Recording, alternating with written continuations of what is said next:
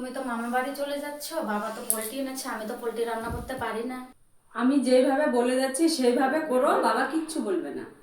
প্রথমে মাংসগুলোকে গরম জল দিয়ে ধুয়ে নিও। কড়াই বসিয়ে তেল দিয়ে কয়েকটা আলু নুন হলুদ দিয়ে ভেজে নামিয়ে নিও। এবার শিলপাটায় ধনে জিরে শুকনো লঙ্কা আদা বেটে কিছুটা রসুন থেতিয়ে নিও। বেশ কিছুটা তেল ঢেলে ফোড়নে দিও শুকনো লঙ্কা জিরা তেজপাতা ফাটানো এলাচ।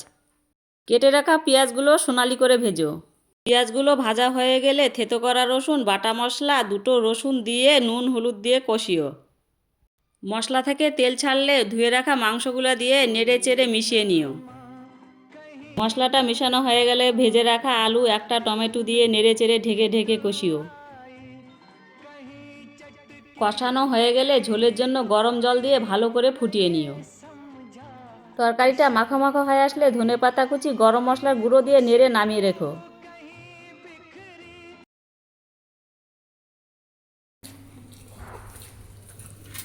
দারুণ হয়েছে।